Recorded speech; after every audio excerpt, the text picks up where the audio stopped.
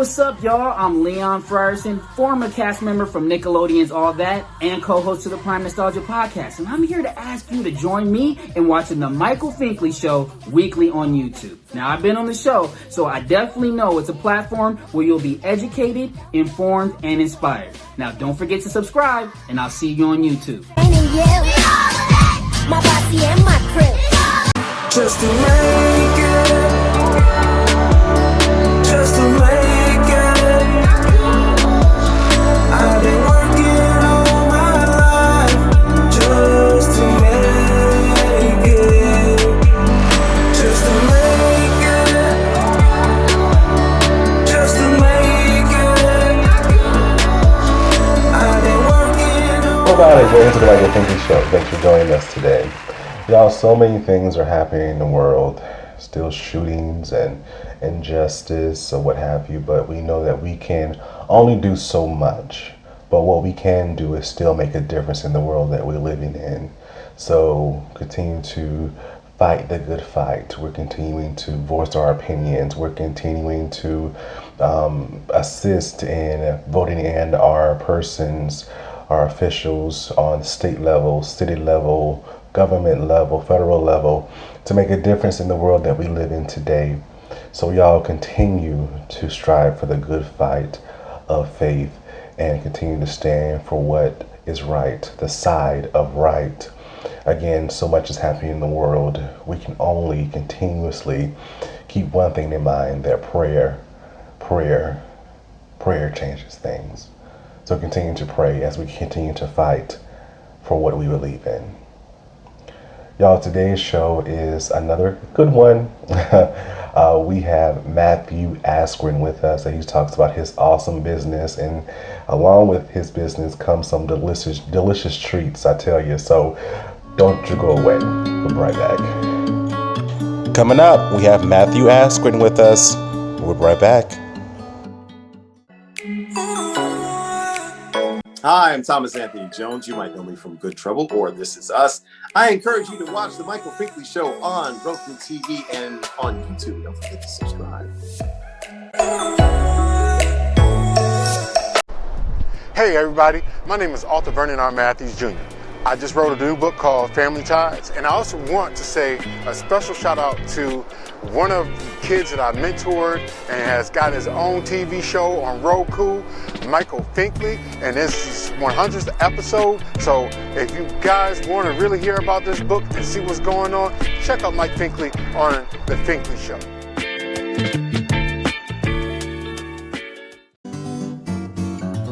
Looking for a mentoring program for your young male between the age of 6 and 18 in Columbia, South Carolina? Well, look no further. Big Homie, Little Homie Mentoring Program is the program for you. Under the leadership of Mr. Jamal Stroud, Big Homie, Little Homie is a 501c3 nonprofit organization that caters and mentors at-risk youth that come from single-parent homes. The organization caters to young males between the ages of 6 and 18 within the greater Columbia area. The organization is devoted to shaping and molding their life into great men of society. Big Homie Little Homie organizes male gatherings, discussions, and even educational assistance devoted to guiding and leading them into a positive light. Making a positive attitude will help in transforming life regardless of what is experienced in life. For more information on Big Homie Little Homie Mentoring Program, visit our social media outlets, Facebook, Instagram, and Twitter.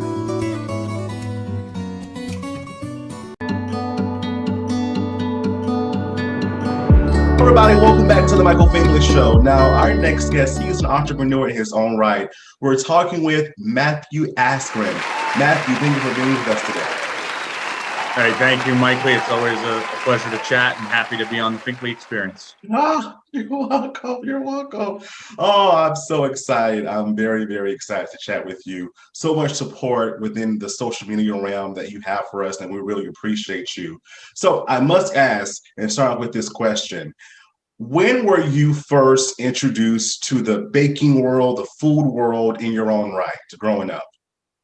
It actually wasn't when I was growing up, believe it or not. I got out of the Marine Corps, which I'm sure we'll touch on in larger, longer form. But I got out of the Marine Corps and I had to find a career. And I ended up running a sanitation department for a commercial bakery. S. Rosen's is the brand that people would know, but their actual name is Alpha Baking Company on the west side of Chicago. And it's a big company, and they were looking for somebody with leadership and with the ability to be coached. Coming right out of the Marine Corps, I had both of those. But what I didn't have was a food background. And so I learned a lot about food safety. I learned a lot about processes. I learned a little bit about the science of baking and of food manufacturing. And all together, here I am, 10 years or so later, and president of my own company. Isn't that amazing? Wow. So you were introduced to it while you were in the Marine Corps. Thank you so much for your service. And yes, sir. And so what kind of realms kind of stuck with you as you kind of learned more about this industry? What attracted you to it? The fact that people always have to eat. We're always hungry.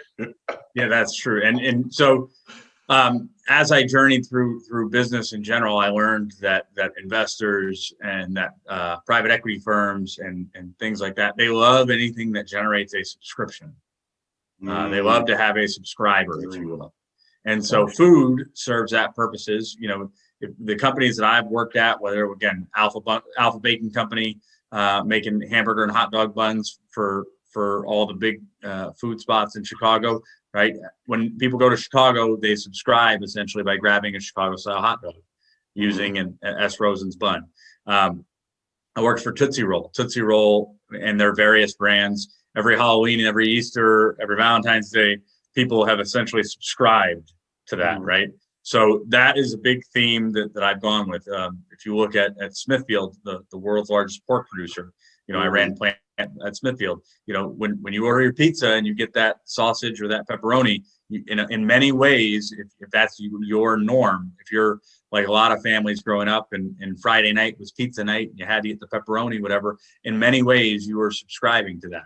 So any business where you can generate a subscription, if you will, is beneficial. And that has been the portion of the food business I've taken with me everywhere I've went. The other commonality I've taken is that, while the candy business, the bakery business, and the meat business may all be different, they're 80% the same. So when I have gone into different companies and different roles, I always try and find the commonalities. And that allows me to come in and acquaint myself faster than most, because I'm not focused on the 20% that's different for the first 90 days. I'm focused on the 80% that I've already mastered. The other component to that is, having traveled around a bit and moved up in various companies, when I come in, I oftentimes bring a different perspective, because some folks have only worked at that one company, that one plant. And so even within that 80% that's the same, I may have a tactic, a technique, or a procedure that I've seen work in other places that I can contribute. And again, that helps me acquaint myself faster. And the final point I'll make to that is the people, right? Human capital is the most important capital. And so I have been blessed, again, whether it was in my time in the Marine Corps or since, I've been blessed to have solid, strong relationships with people. And so if you're going to go run a plant that's got 207 people at it, or if you're going to run a department where, you don't think you have a lot in common with the average person under your charge, being able to connect with them and direct them in a clear and concise way makes a big, big difference. So that's what's drawn to me to the food industry, even at very automated places like Tootsie Roll, where you've got robots and everything else. There's still a lot of people there, and the people that work for you, with you, and above you are all a better asset to you and your company when you guys get along. Gotcha. And so did those factors you mentioned, did that contribute to you working more on the business side than actual making of the food? That's a great question. So in the kind of industrial food world, the commercial food world, I entered at a position of supervision or of management. And so if you're in a union shop, which the majority of my career, I've been in a union environment, you're only able to quote unquote make so much because that breaks the collective bargaining agreement. So that's part of it. The other component to it was that look, there's great people that have spent their entire career on the production floor, and I'm not mad at them one bit. You know, in many cases, they have made my life a lot easier, but I always had larger visions for myself. And you know, to me, the ability to get to the crux of sales, business development, quality, contracts, things like that was my quicker route to the office, as opposed to being able to spit off to you the exact time that a sourdough bread needs to proof at this degree and relative humidity. Again, nothing wrong with those things. You have to have people that know those things. Exactly. Yeah. But I felt like my abilities, my potential was to be able to direct those people on how to do that, while at the same time satisfying our customers and satisfying our investors or ownership. Would you ever switch roles? At this stage, nothing's ever too late, right? But at this stage, having achieved kind of the higher, the executive type role, you know, I would hope that I would, you know, be able to continue in that trajectory, and really kind of build the business that we've got at XLNT Bakeries with Lucy's HOPPIE Pies. You know, so again, it never hurts to know that stuff. I'm not opposed to going down to the production floor. I'm not opposed to lending an idea. Sometimes when people are too close to a process, they struggle to troubleshoot it. And so in my case, I can be beneficial at times because I know the general ideas, but it's not all I think about. So I may be able to think of something using logic, reason, or just dumb luck sometimes that the people that are right in front of it don't. Gotcha. And so besides your time with Alpha Baking under the umbrella within the Marine Corps, what else did the Marine Corps teach you about business? Honestly, the Marine Corps didn't teach me a lot about business. The Marine Corps was fantastic for me. It taught me a lot of things. It was 7 great years. You know, I would not trade those experiences. But I got out and I didn't understand a few core kind of business principles. One of which is labor, because in the Marine Corps, everybody's on salary, and you can, generally speaking, utilize your labor, if you will. You know, any Marine that listens to this will cringe at hearing a service member referred to as labor, but for the context of what we're talking about, that's what it is. Yeah. I could keep my troops from 6 a.m. to 10 at night if I needed to, and it didn't cost me anything extra other than morale, maybe. In the business world, if you do that, one, you've got to worry about OSHA, and two, you've got to be concerned about the dollars and cents of that, right? Especially if you're in a union environment where they're going to be making time and a half after 8 hours. So I left the Marine Corps. I didn't understand labor. I didn't understand networking. I'm a natural networker because I really enjoy people and people's stories and just interacting with folks. But the Marine Corps doesn't teach you to network in a traditional sense, right? It doesn't teach you how to work with recruiters. I mean, even if you look at military recruiters, their roles, while there are similarities to a outside world recruiter, they're really not the same. So, you know, I would tell you, I left the Marine Corps with a great understanding of management, with a great understanding of people, with a great work ethic, with a insatiable drive. But in terms of business, it wasn't until after I got out and then ended up again at Alpha Baking and there forward that I really started to understand it. I believe I joined LinkedIn in 2012. And also that taught me a lot and has taught me a lot. You know, in those 8 or 9 years, you know, I've been able to really utilize this platform, or that platform, I should say, and benefit myself and hopefully benefit some of the people within my sphere of influence. Definitely, definitely. I love it. I love it, Matthew. But when we come back, we're talking about your business at XLNT Bakeries and that awesome pie that you have. It's delicious, y'all. We'll be right back. Next, Matt tells us about their HOPPIE pie. We'll be right back. I'm just not college material. I am tired of school. I'm just not sure what I want to do after graduation. Sound familiar? Welcome to the Prelo Educational Institute. Our focus is to help young people prepare for life after high school. It's never too early to start planting the seed for education, career, and life overall. The Prelo Educational Institute is made up of the following 2 products. The first product is the book titled I Ain't Going to College, A Guide for Life After High School. This is the first book of a series that introduces middle and high school students to a young man struggling to find his way and make the decision about whether attending college is the right choice for him or not. The book has questions inside, and a supplemental curriculum can also be purchased. The newest product from the Prelo Educational Institute is our online course titled Preparing for Life After High School. In this course, students will learn about decision-making, self-confidence, accountability, self-awareness, and many other topics that speak to social-emotional learning. Young people will read a story about a young man who never gave up no matter what the circumstances were.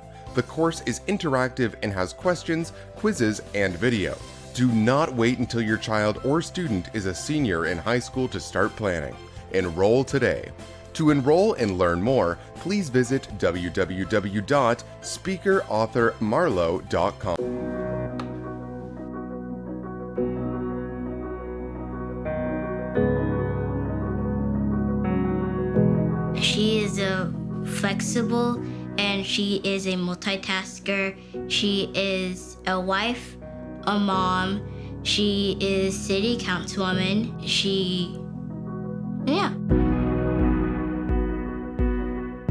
When I was growing up, Mom worked outside the house, and so my dad was an entrepreneur. I saw him leaving early in the morning or late at nights to go meet with clients, and he was always one who told me, if you show up on time, you're late. I just admire how she's able to not only juggle the demands of her jobs, but keep her family really first. The outstanding thing about the Isaac family is their noble contributions to improving the quality of life for our Colombians and people all over this state. I, Tamika Isaac, do solemnly swear. discharge the duties thereof, so help me God. So help me God. Congratulations and best wishes. I first ran because I saw a need, I saw a void that needed to be filled, a voice that wasn't there. And over the last several years, I feel like I've been able to be that voice. So often as women in whatever spaces that we're in, we are often discounted because we're a mom or we're a wife or we have this career, and she's an everyday woman who shows women what excellence looks like. She has walked the walk of being a small business person, of being a parent, of sending her kids to school. Columbia is a great place, and we have done a lot in the last few years as far as law enforcement. But law enforcement can't do everything, nor should it do everything. We have to really expand upon the tools, technology, and community policing, investing in our communities so that law enforcement is a partner with our communities. Being a Columbia native, I've seen the way this city has grown. It's grown to the point that sometimes not everybody's been a part of that growth. I want to make sure that communities, specifically communities of color, make sure that they are part of Columbia's present and its future. I want to have a climate plan for this city that not only helps us be sustainable, but also helps provide opportunities for folks in the workforce. There are so many opportunities to take advantage of technology, green energy. I want to be the advocate for growing our city and being on the forefront, not just looking at what other cities are doing and following them, but being the leader. If you don't have the right leadership, you're going to miss a lot of opportunities. I think having a woman as mayor of the city of Columbia is long overdue.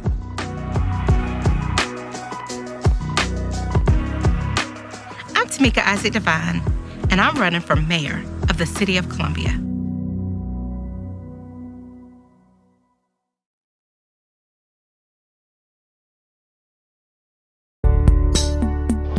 Calling all Trio, Gear Up, JAG, and other college readiness organizations. Hello everybody, it's Finkley with the Finkley Experience. I am here to offer you information about our College Readiness Cohort Series. This College Readiness Series includes college applications, SAT, ACT prep, scholarships, financial aid, the mental mind state, HBCU versus PWI versus technical colleges, and so much more. You know, this is helpful because it's actually like making me change my college plan. Really? If you're interested, visit our website, thefinkleyexperience.com, or just email us at michael@thefinkleyexperience.com. We're looking forward to working with you.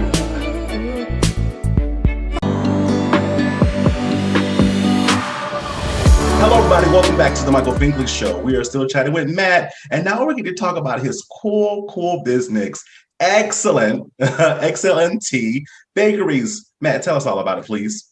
Oh, well, thank you. So we started up a couple of years ago, well, actually a little less than that. I had a previous relationship with an investment firm based out of Winston-Salem, North Carolina, Southern Spear. And Southern Spear gave me a call and they said, we have found this tremendous product that we are gonna fund, and we want you to come and run it. And when you hear something like that, of course, you're gonna listen. First thing that happened was I requested some samples and they sent me some, and I was like, oh my, this is fantastic. You might even say that it's excellent. You know, that was before XLNT Bakeries had a name even. It was literally just the product, which is Lucy's HOPPIE Pies. This is the yellow cake, found in 22 states, soon to be found in some of the biggest and best retailers in the world. By the time that this drops, we will probably have announced that it's going to be in Target. We will probably have announced that it's going to be in 7-Eleven. There's some other big ones that we would love to announce. One of which is a grocery chain in mine and Michael's geography. You could argue that one, you may hear them roar. I can't tell you any more than that, but so we're doing great things. But the venture was funded in 2019, give or take summer. I came on in November of 2019. We officially launched before the end of 19. We came across the pandemic, and we all know what the pandemic has done. We were fortunate and blessed to have still grown despite the pandemic. But you know, the best is really yet to come.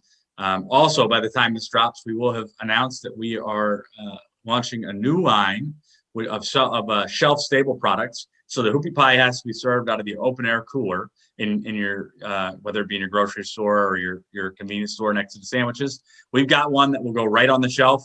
It's 3 different lines within the Lucy's brand: Lucy's Muffin Tops, Lucy's Buns, and a Lucy's Boom Cakes, which is a bun with cream. The flavors there are, all of them are red velvet chocolate chip and birthday, and they're all fantastic. So we're growing, we're pushing.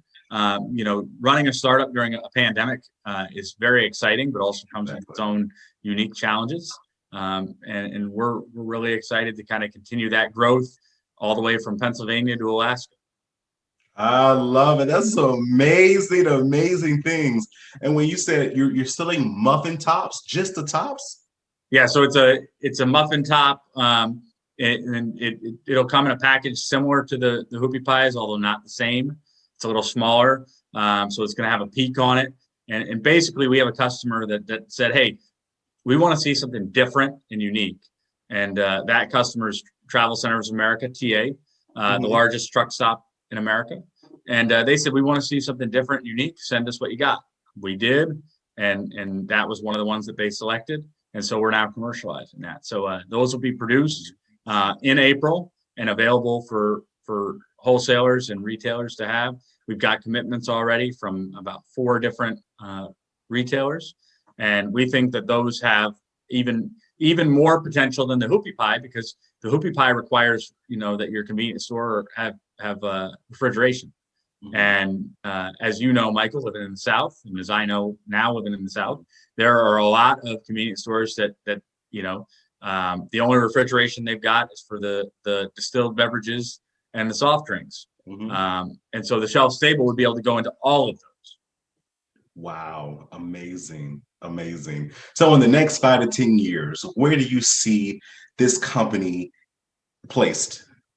Well, I think that we're on a path to continue to grow. Yeah. I think the Hoopie Pie, as it hits the grocery markets, is really going to flourish. I think that's truthfully the prime place for that product. It's in micro markets right now, convenience stores, and it's doing very well. But I think that the grocery space is where that product ultimately fits best. I think the shelf stable products ultimately fit best in the convenience stores. We'd love to see them in grocery as well, but that's where they're headed. So at that point, we will essentially have 4 products, 9 SKUs.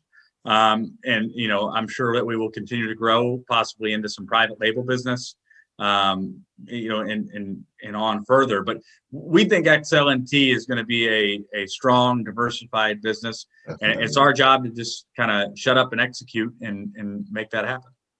Definitely.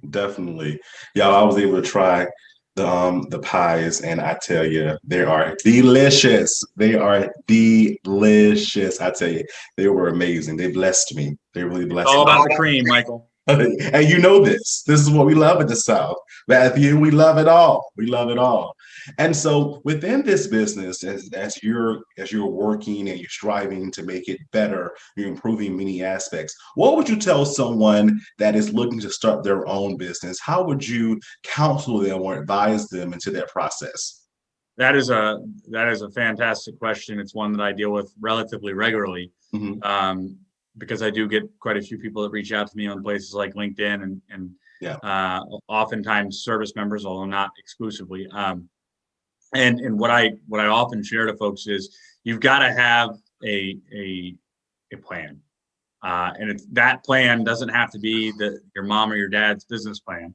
It might just be a pitch deck. But in that plan, it's gotta 1, be convincing, but 2, be thorough, and 3, it needs to include a financial model. And that's where I think a lot of people fall short. I can't tell you how many people have told me, "Hey, I want to start a business, and I'm going to do it." And I say, "Okay, well, let me see your business plan." They say, "I don't have a business plan." I say, "Okay, that's not a problem. Let me see what I call your deck." And they go, "What's a deck?" And I go, "Well, maybe you've heard it called something else. Where's your presentation where it kind of pitches to investors?" I don't have one. Or I do have one. Okay, great. Let me see it. And I see it, and there's no financial model, no forecast, if you will.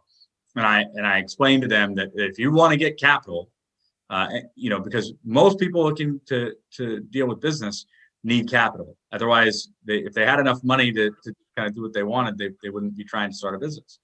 And so I say, you've got to talk in a way that the people who A, either have the money, or B, have access to that money, talk, and you've got to speak their language.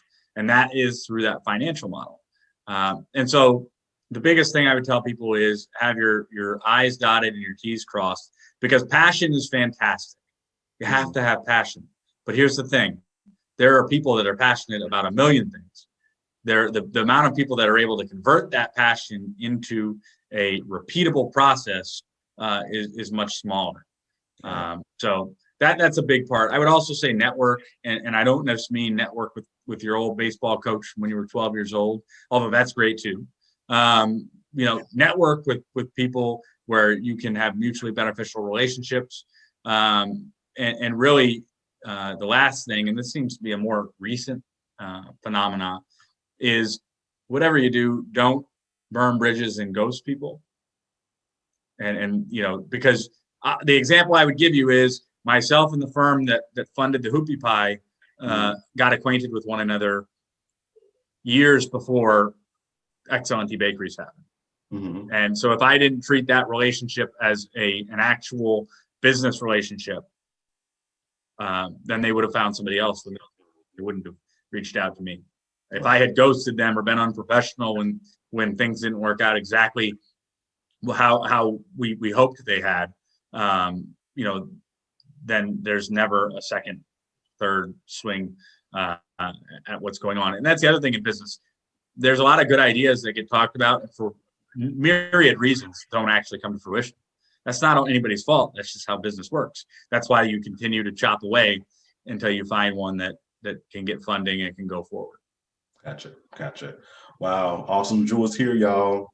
Awesome jewels coming from Matt. How can they find you on social media? And tell them one more time, how can we purchase some of these awesome pies? Well, the purchase part, check your local convenience stores. In Michael's neck of the woods, Hotspot in South Carolina just launched these literally last week. But we're in a bunch of chains throughout the country. Cruisers in North Carolina, Rudders in Pennsylvania, Rebel in Vegas. Too many other ones to count. We're about to launch into Cefco, which is mainly in Texas and a bunch of other places. About to launch in 7-Eleven. About to launch in Target.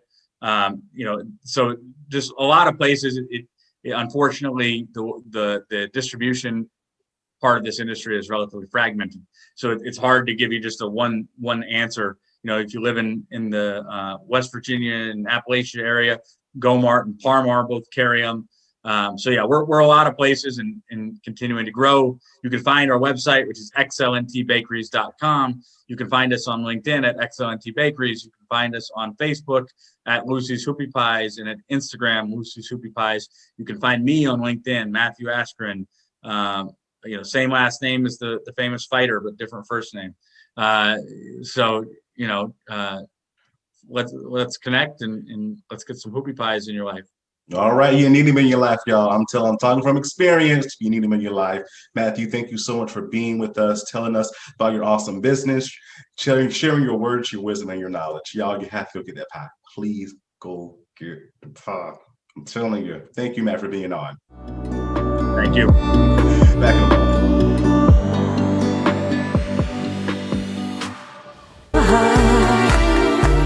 Hi everyone, it's your girl Trinice from American Idol, and I am encouraging you to tune into the Michael Finkley Show on Roku TV and YouTube. Need a little motivation? Timothy Clifton is with us every week on Mondays to get your week started with a little motivation, all here on the Michael Finkley Show.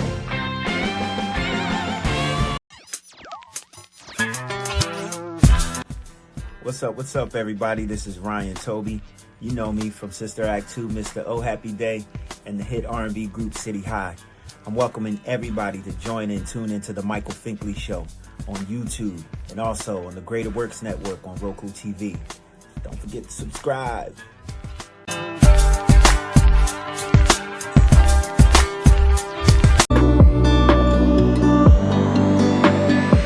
Hi, welcome back to the Michael Finkley Show. Thanks so much for joining us and sticking with us. Thank you, Matt, for being on and sharing your story, your wisdom, and your knowledge all through your words. Thank you so much. If you haven't already, please subscribe to our YouTube channel, The Michael Finkley Show, and that bell for notification. We'll send you an email saying, hey, new content's uploaded. Please listen to us on Spotify and Apple Podcasts. And for up-to-date information about what we do here on the Michael Finkley Show, please visit our website at michaelfinkleyshow.com. Thank you so much for watching, and guess what? We'll see you on Monday. Have a good one.